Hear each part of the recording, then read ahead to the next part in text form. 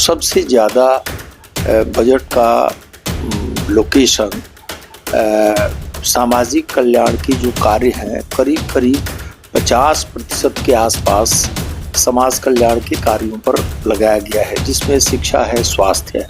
तो नमस्कार, आप देख रहे हैं मास इंडिया और मैं विपुल कुमार। इस वक्त हमारे साथ हैं जेडीयू एमएलसी वीरेंद्र सर। जानेंगे कि इस बार जो बजट पेश हुआ और विधान परिषद में चर्चाएं अभी लगातार चल रहा है, इलेक्शन को लेकर ही बात करेंगे। सबसे पहले होली की हम सर से जानेंगे कि होली आ रहा है, देशवासियों को क्या शुभकामनाएं देंगे। सर स्वागत है।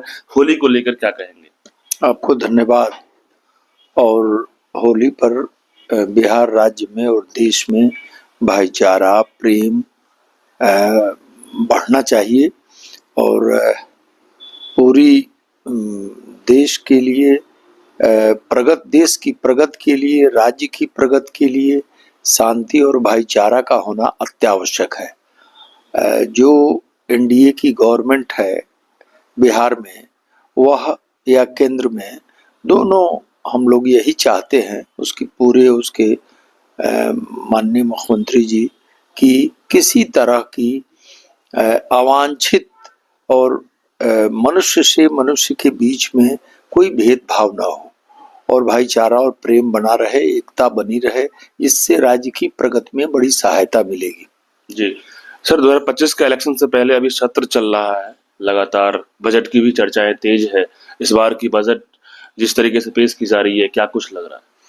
देखिए, इस बार का जो बजट है वह जो समाज का बिल्कुल कमजोर तबका है, अति पिछड़ा है, दलित है, उसके पक्ष में है।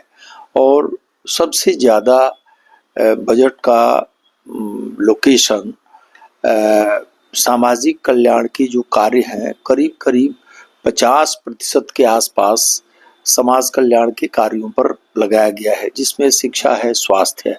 आप जानते हैं कि पूरे राज्य में मेडिकल कॉलेज खोलना, इंजीनियरिंग कॉलेज खोलना और आईटीआई खोलना और कौशल नाना प्रकार की युवाओं को ट्रेनिंग देकर उन्हें रोजगार देना, इन सब चीज़ों में बजट का एक बड़ा हिस्सा लगाया गया है। सर एक सवाल है कि इंफ्रास्ट्रक्चर में, एजुकेशन में, स्कूल कॉलेजेस, स्कूल की जो अभी इंफ्रास्ट्रक्चर है जो सरकारी स्कूलों में, वो बहुत ही दयनीय है। तो क्या इस बार का बजट उसके लिए, इंफ्रास्ट्रक्चर के लिए, जो गांव घर के मिडिल, प्राइमरी, हाई स्कूल तमाम, उसके लिए क्या कुछ रहेगा? देखिए, आपकी इन बातों से मैं सहमत नहीं हूँ। आप पूर्व के जो विद्यालय थे, एक भी कहीं आप जाते थे तो सारे खपड़ैल और फूस और टीन की छतें होती थी। आज पूरे बिहार में आप कहीं भी निकल जाइएगा तो आपको बड़े बड़े भवन दिखाई पड़ते हैं। और बिहार सरकार ने 2 दशकों में शिक्षा के बुनियादी ढांचा को मजबूत करने का बड़ा काम किया है।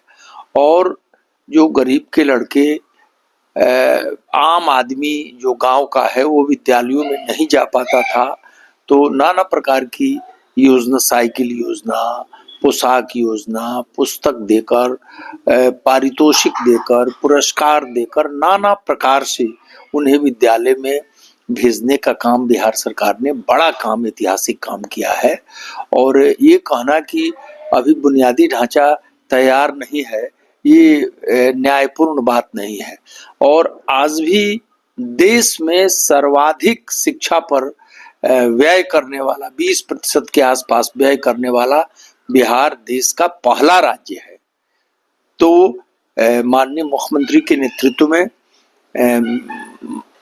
जो आम आदमी है, उसकी शिक्षा कैसे बढ़ोतरी हो, इस पर मुख्यमंत्री का ध्यान है और राजग का भी ध्यान है। मोदी जी का भी काफी बजट में जो है सपोर्ट रहा है बिहार के लिए, क्या कहेंगे? देखिए, केंद्र सरकार भी आप कृत्रिम बुद्धिमत्ता पर एक बड़ा बुनियादी ढांचा और बनाया गया है कि विज्ञान की प्रगति हो, शिक्षा के क्षेत्र में प्रगति हो। और केंद्रीय सरकार का भी जो बजट है, वो जो नई शिक्षा नीति है, उसको जमीन पर उतारने के लिए जितनी भी सुविधाएं हो सकती हैं वो केंद्रीय सरकार ने किया है। सर, विपक्ष का लगातार हंगामा सदन में जिस तरह से चल रहा है, वो कह रहे हैं कि बजट इस बार भी लॉलीपॉप झुनझुना वाली है। ये कोई विपक्ष की जो सकारात्मक भूमिका होनी चाहिए उसका भारी अभाव है, और विपक्ष में जो बैठे हुए लोग हैं उनके पास बजट के विश्लेषण की क्षमता का भी अभाव है।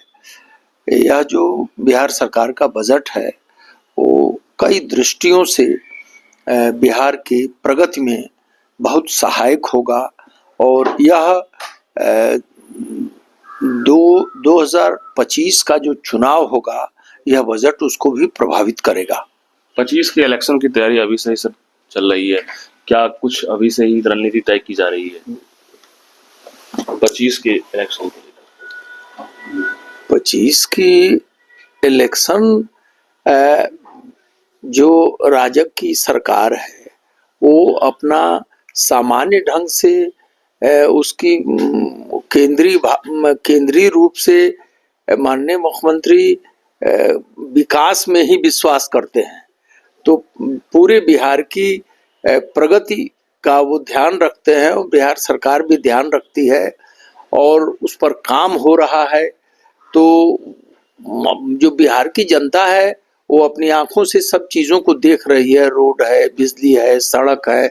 इसकी बुनियादी ढांचा को बनाने में तो देश के जो विकसित राज्य हैं उनकी तुलना में समानांतर हम आ गए हैं। लेकिन सर, तेजस्वी ने कहा कि नकारा और खटारा सरकार चल रहा है, अब युवा सरकार चाहिए। युवा और पुराने में से केवल ये कोई बजट के विश्लेषण का वैज्ञानिक, आधुनिक और प्रामाणिक विश्लेषण नहीं है।